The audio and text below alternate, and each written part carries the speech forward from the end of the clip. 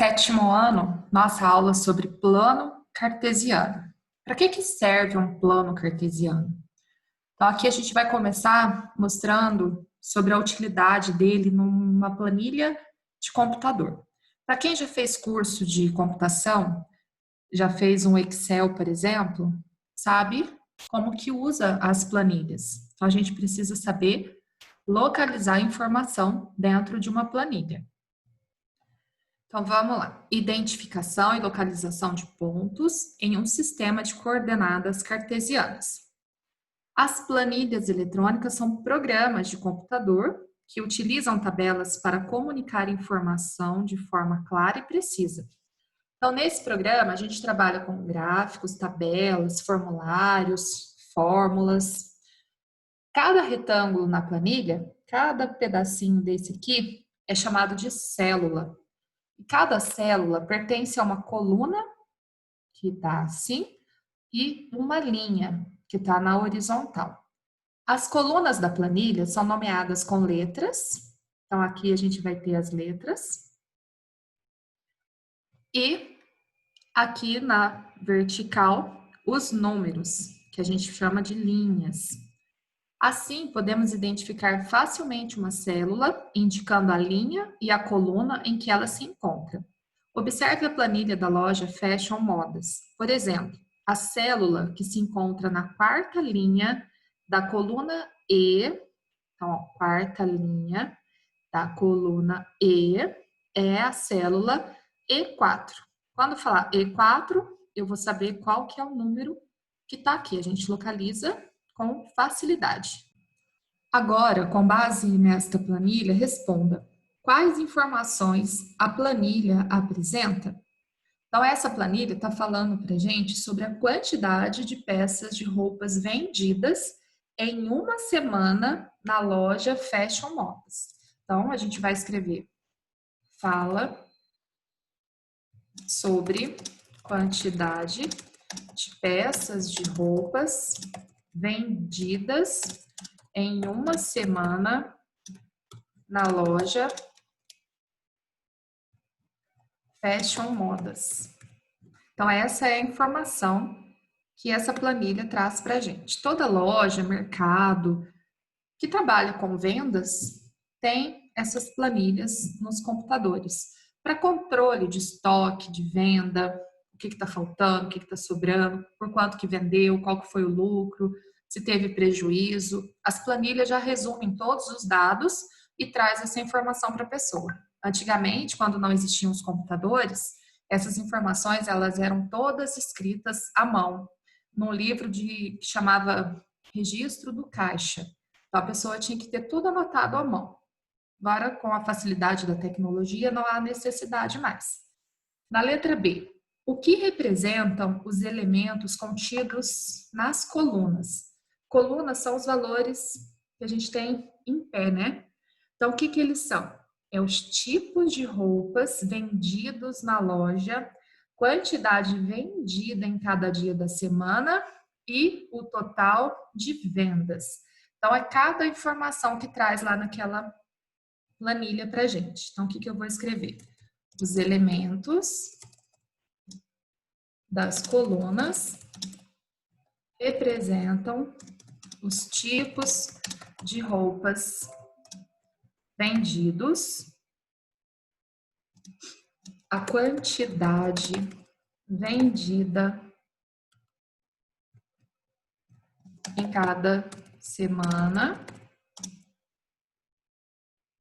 em cada dia da semana, né? Que está descrito cada dia da semana.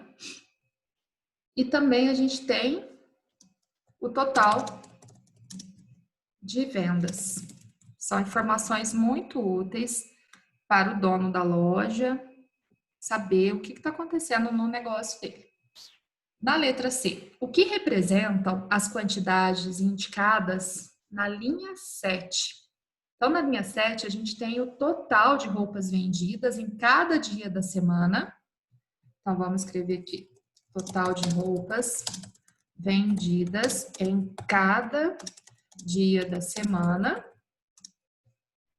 E o total geral de vendas na semana. Aí soma todos os dias e lá no finalzinho da planilha eu tenho o total de vendas da semana. Letra D. Em qual célula está indicada a quantidade de calças vendidas na terça-feira? Então, a gente vai lá na tabela na terça-feira. Voltando lá na planilha, a gente vai identificar lá que está na célula. Qual que é a letra que indica a célula? C. E qual que é o número? É o 3. E quantas foram vendidas aí? Nós vamos escrever foram vendidas 9 calças.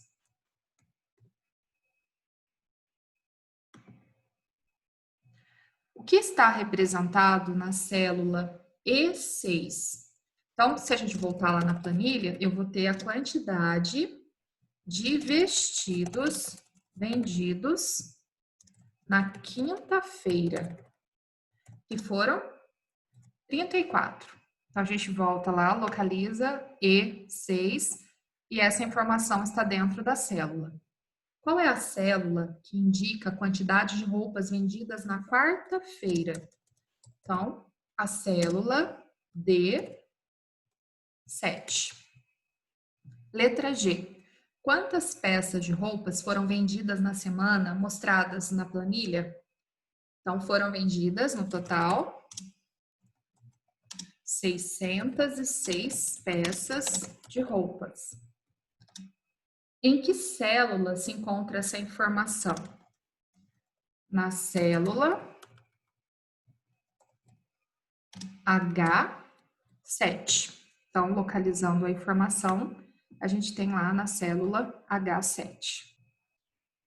Então, agora aqui nas atividades, a gente tem aí na número 1. Camila vai fazer uma viagem para Porto Seguro e resolveu comprar sua passagem aérea pela internet. No esquema abaixo, os quadradinhos indicados em branco representam os lugares disponíveis na classe econômica do avião. Camila queria sentar na primeira fila, na janela, mas viu que as poltronas A7 e K7 já estavam ocupadas. Então, aqui a gente tem a primeira classe, classe executiva e a classe econômica. Como se diz, todo mundo vai no mesmo avião, só que o conforto da primeira classe, né? Porque aí tem poltrona para deitar, servem coisas mais gostosas. Classe executiva é para aqueles que são empresários. E a classe econômica é o povão. E quem não quer pagar caro também. Vai no mesmo avião, vai para o mesmo lugar, porém economiza aqui. Agora, quantos lugares na janela ainda estão disponíveis na classe econômica? Então, a gente vai observar aqui na janela, é desse cantinho aqui. Quem está de azulzinho é porque já está completo o lugar, já vendeu essa passagem. Aí o branco, eu tenho aqui um lugar, que é na poltrona 17, e eu tenho 3 lugares aqui em cima. Então, quantos lugares na janela ainda estão disponíveis na classe econômica? 4 lugares. 4 lugares. A gente observa lá o desenho. Qual é a localização desses lugares? Então, a gente vai ter que indicar o lugar pela letra e pelo número. Então, A17 é a primeira poltrona que está disponível. A17, letra maiúscula, tá? A17. Depois a gente vem aqui, K. Que número que vai estar aqui? K, olha aqui embaixo, ó, K13. Então, K13. Depois eu tenho o K16. E depois eu tenho o K19. É só olhar aqui a letra e seguir aqui a ordem da coluna, que eu tenho o número. A poltrona E8, então aqui E8, tá em branquinho aqui. Está disponível? Se ela tá em branquinho, sim. Então, vamos escrever aqui, sim. E a J12? J e o 12 está aqui. Olha, está em azulzinho. Então, eu vou escrever não está disponível. Questão número 2. A planta abaixo representa a garagem no subsolo de um edifício residencial. Sabendo que cada vaga é indicada por uma letra e por um número, responda às questões propostas. Então, no subsolo, quer dizer que está para baixo do prédio, abaixo do nível da rua. Letra A. Quais são as vagas ocupadas pelos carros azuis? Então, aqui, vamos pegar aqui, carros azuis. A gente tem aqui um, outro aqui e outro aqui. Como que é a indicação que a gente faz? Sempre começando pela letra e depois o número. Então, vamos lá. Esse primeiro carrinho azul, ele está no B5. Então, B5. O outro carrinho azul, ele está no C15. Então, C15. Esse outro carrinho azul está no E11.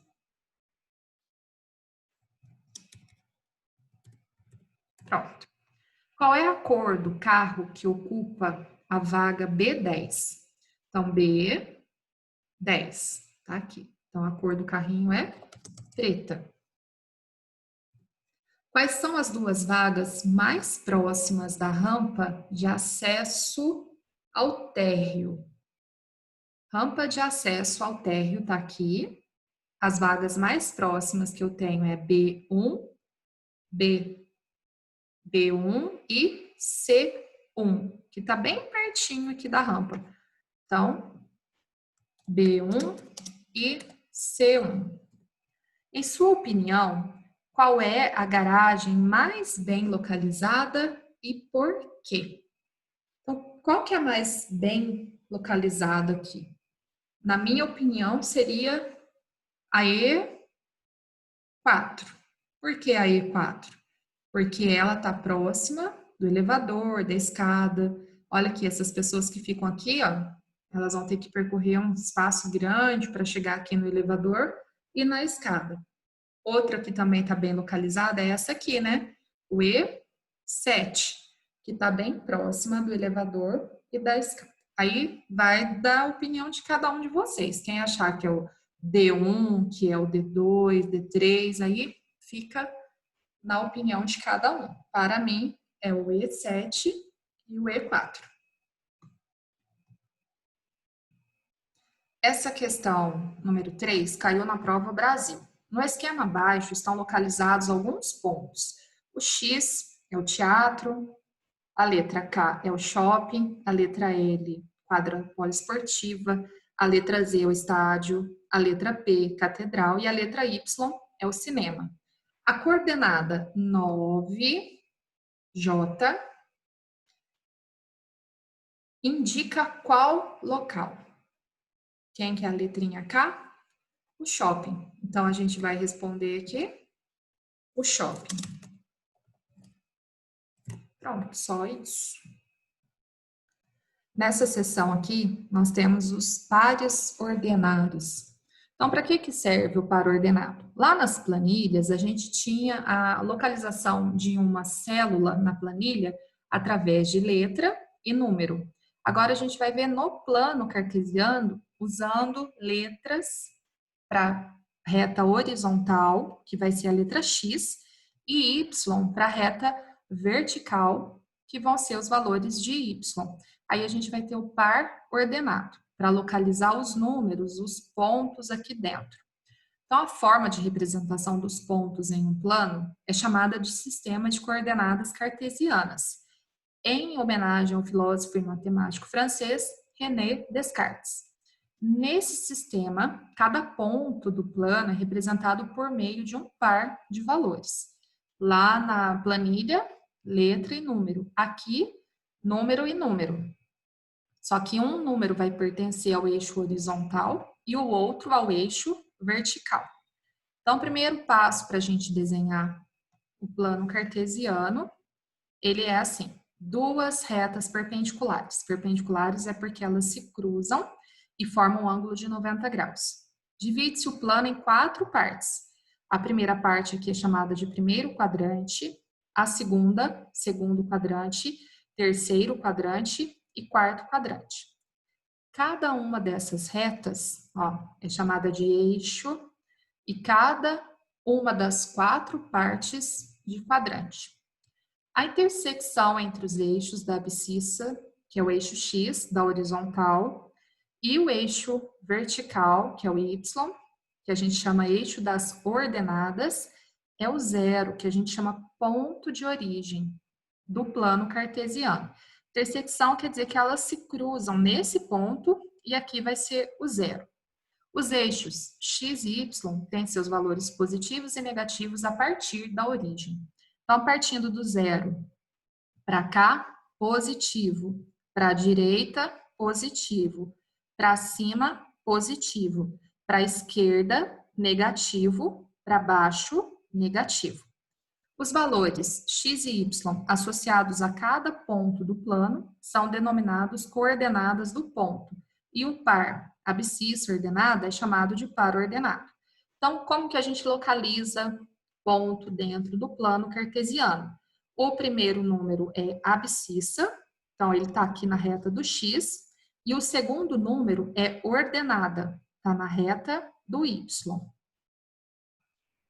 Aqui a gente tem o desenho do plano cartesiano. Quando a gente faz em uma malha quadriculada, cada número fica em cima de um tracinho aqui da malha. A gente não coloca ele no meio aqui senão vai dificultar a localização dos pontos. E um número tem que estar sempre à mesma distância do outro. Então, quem que é o ponto que a gente está localizando? 2, 3. Então, 2 é aqui na reta do x e o 3 é na reta do y. Aí a gente coloca tracejados para poder ligar um número no outro. E marca um pontinho aqui de associação. Então, o ponto A está localizado nesse pedaço aqui do plano cartesiano. Observe os pontos representados no plano cartesiano. Eu tenho aqui o ponto A, o ponto B, o ponto C, o ponto D, o ponto E. Nesse plano, o ponto A representa as coordenadas 3 e 4. Agora, escreva as coordenadas dos demais pontos indicados. Então, a gente vai começar aqui pelo ponto B. Quem que são as coordenadas do ponto B? Olha o B, ele está no ponto de encontro das duas retas. Então, ele é 0 para x e ele é 0 para y. Ele é 0 e 0. Então, a gente vai escrever aqui o 0 e o 0.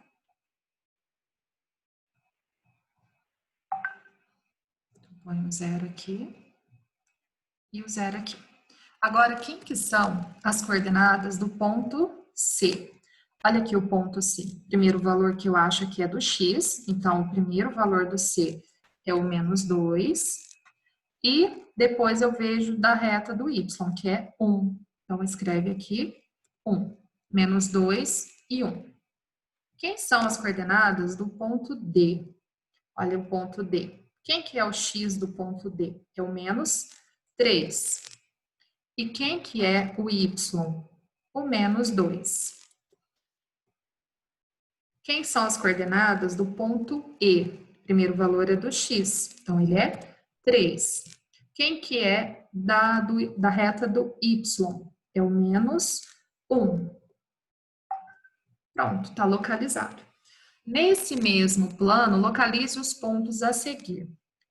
F, que vale 1 e 3, G, que vale 2 e menos 2, H, que vale menos 2 e menos 3, e assim por diante. Então, a gente vai localizar agora esses pontos. Então, vamos lá. O ponto F, 1 para x, 1 aqui, e 3 para y. Então, aqui a gente vai colocar F. Tem que escrever a letrinha F aqui. Agora, o ponto G é 2 e menos 2. 2 para x e menos 2 para y. Então, ele está aqui. Então, aqui eu vou escrever ponto G.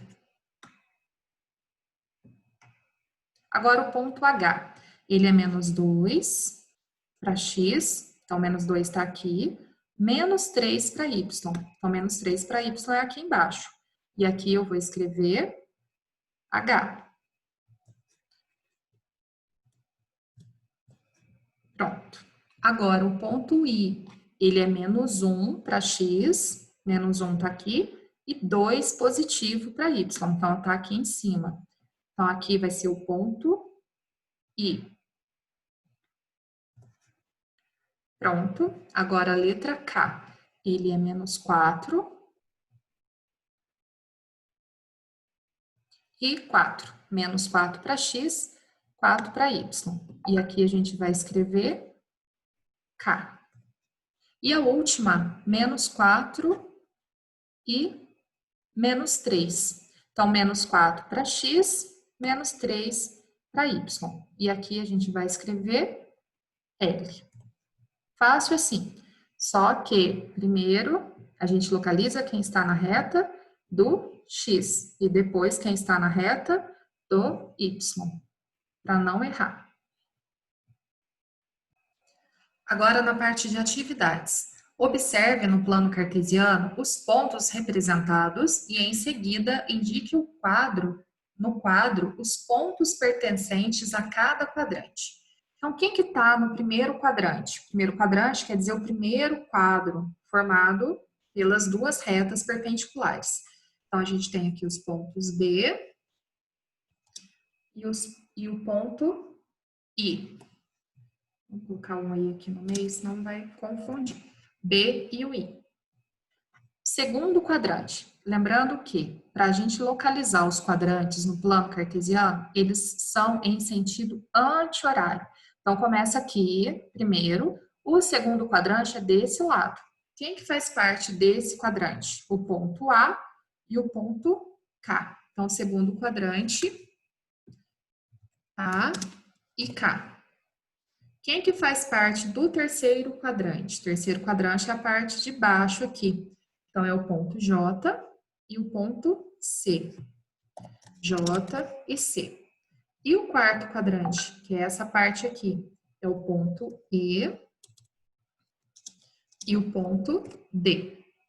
Por que que o G não entrou, o H e o F não entrou? Porque ele não está dentro do quadrante, ele está em cima da reta, portanto, ele não faz parte.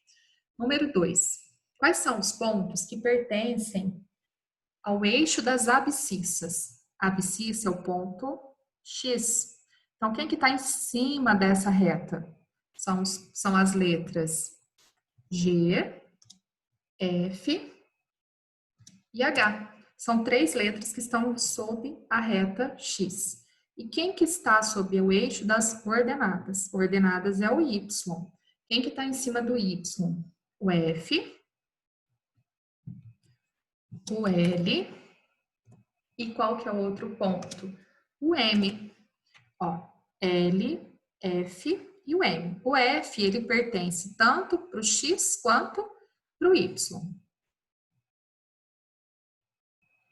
Questão número 3. Desenhe no plano cartesiano a seguir o triângulo de vértices A, B e C, com esses pontos aqui. Então, primeira coisa, localizar os pontos aqui no plano. O ponto A é menos 5 e 3, então menos 5 está na reta horizontal e o 3 na reta vertical. Então, ele está aqui. Esse é o ponto A. O ponto B é o menos 2 e o 5. Então, ele está aqui. Ponto 6, ponto C, menos 1 para x, 1 para y. Então, ele está aqui. Agora, o que eu tenho que fazer? Eu tenho que traçar uma reta para poder unir esses pontos. Então, se eu unir aqui, aqui e aqui, eu formei o meu triângulo. Pronto. Simples assim. Agora, represente também o triângulo simétrico ao triângulo ABC em relação ao eixo das coordenadas. Então, usando essa reta aqui como eixo de simetria, a gente vai desenhar o triângulo para o lado de cá. Então, quem que vai ser o ponto -1 e 1? É o ponto C. Só que, no caso, ele vai ser 1 e 1. Então, a gente vai localizar ele aqui. O ponto A, que era -5 e 3, ele vai ser 5 e 3. Então, o ponto A vai estar aqui. O ponto B, que era -2 e 5, o que ele vai ser agora? 2 e 5. Então, a gente localiza o ponto B aqui. Agora, a gente vai desenhar as retas para poder mostrar o triângulo simétrico. Os dois têm que ser do mesmo tamanho, porém eles ficaram de lados opostos. É interessante fazer o desenho em folha quadriculada para que todos os pontos saem à mesma distância. Na folha quadriculada a gente tem essa condição, tá bom? Bem correto. Questão número 4. Indique as coordenadas de cada ponto representado no plano cartesiano. Então, quem são as coordenadas do ponto A? O ponto A é 1 e 4. 1 e 4. O ponto C, -3 e -2. Então, -3 e -2. Quem que é o ponto E? O ponto E está em cima da reta do X. E aqui, ele é o -4. Isso significa que ele não tem ponto no Y. Então, -4 para X, porque ele está em cima lá do X, e o Y vai ser 0. Quem são as coordenadas do ponto B? O ponto B, a gente tem aqui 2 para X e -3 para Y. 2 e -3. O ponto D, eu tenho -2 para X e 3 para Y. O ponto F, a gente tem aqui em cima da reta do X também. Então, ele é 2 para X. Como não tem nada lá no Y, ele vai ser 0. 2 e 0. Questão número 5. No plano cartesiano, marque os pontos A e C. Eles são os extremos da diagonal AC de um retângulo. Então, primeiro passo, localizar os pontos. O A é -5 e 5. Então, -5 é o valor da horizontal. Então, tá aqui. E 5 é da vertical. Então, a gente vai marcar aqui, ponto A. O ponto C é o 3 para X, positivo, -7 para Y, então tá para baixo.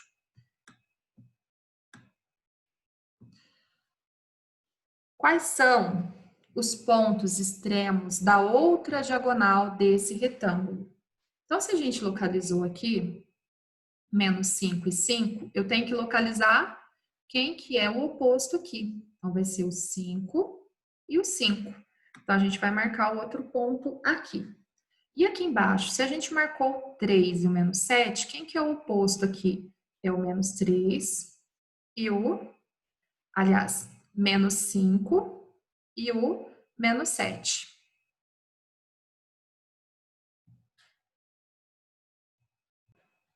Então, -5 e -7 está localizado aqui. Aqui, gente, deixa eu corrigir aqui.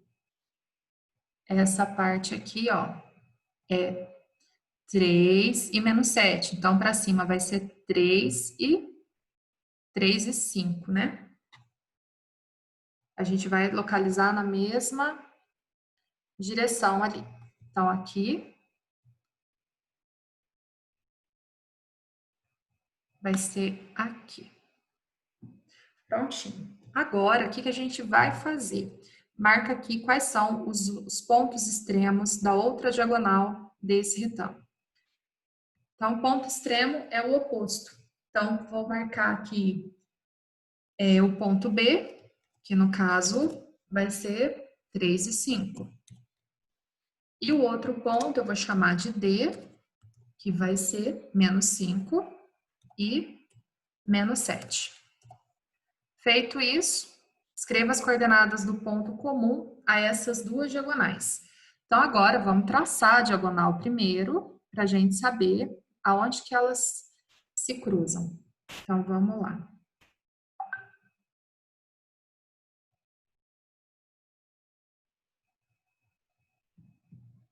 Desse ponto até aqui é uma diagonal, desse ponto até aqui é a outra diagonal.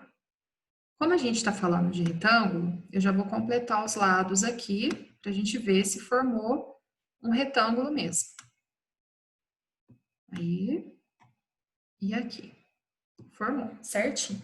Agora, onde que cruza? O cruzamento está dando bem aqui nesse meio. Então, quem que são as coordenadas? Menos 1 de x e menos 1 de y. Então, a coordenada vai ser menos 1 e menos 1. Letra C. Considerando que para cada quadradinho da malha quadriculada, a medida do lado é igual a 1 unidade de comprimento e a área equivale a 1 unidade de área, determine o que se pede. Perímetro do retângulo. Para a gente achar o perímetro, eu tenho que somar os lados.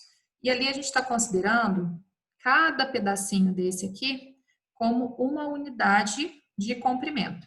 Então, eu vou contar tudo em volta, quantos tem. Então, eu conto de 2 lados só e faço a soma, porque tem 2 lados iguais. Então, 1, 2, 3, 4, 5, 6, 7, 8, 9, 10, 11, 12. 12 mais 12, 24. 25, 26, 27, 28, 29, 30, 31, 32. Aqui são 8, então, mais 8, 40. Então, o meu retângulo, ele tem 40 unidades de comprimento. Porque aqui a gente não sabe se é em centímetros, se é em metro. E agora está perguntando ali a área. O que é a área? A área é um lado vezes o outro. Então, eu vou escrever aqui. Se um lado tem 8, então vou fazer 8 vezes o outro lado, que é 12. E 8 vezes 12, 96. Aí eu escrevo unidade diária. 96 unidade diária.